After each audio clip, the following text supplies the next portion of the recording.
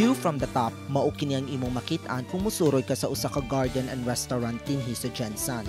Breathless view sa Sarangani Bay ang imong makit-an.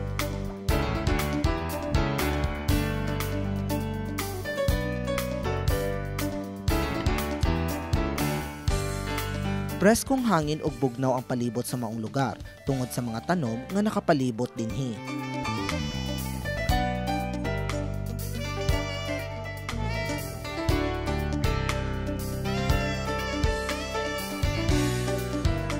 Tuig 2008 unang giablihan sa publiko ang maong lugar. Garden lamang unta ang alang sa ilang mga bonsai collection ang tuyo nila sa maong lugar. Mao nila kini gipa-landscape. Apan, pipila sa mga tawo ang misuroy dinhi ug nakauyon sa ambience sa lugar. Sila ni Dr. Annabel Abella o Dr. Jose Tranquilino Ruiz ang anaa sa likod ni ining mga disenyo. Luyo sa kabisi sa duha tungod sa ilang propesyon, nakahimo pa sila og usa ka stress reliever nga lugar sama sa Highlands.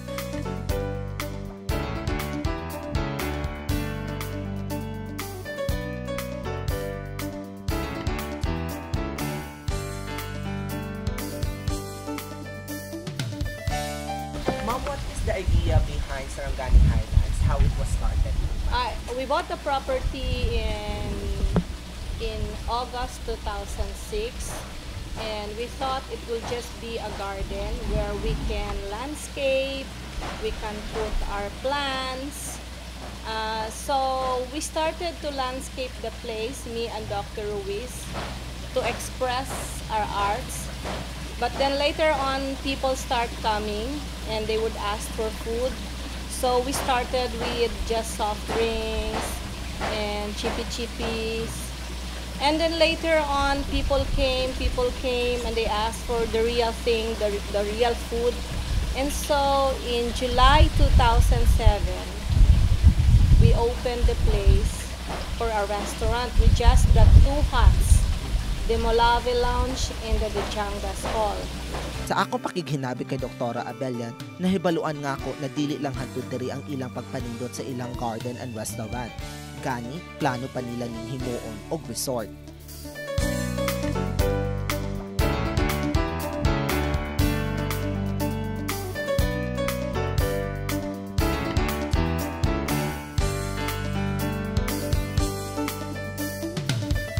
It started with just a two huts. We call it Kubo actually. And then we further developed the Sarangani one and the Molave, and we went down.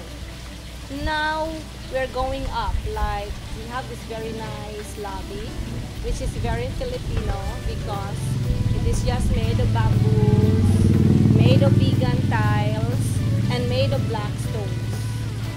So, natural stones, and we have these curvings influenced by the Glan houses, because we are both from Glan. And now we have the lobby here, and we have a bigger function hall, the pavilion, and we have the rooms. 14 rooms are now ready for occupancy, and we are trying to finish the second floor.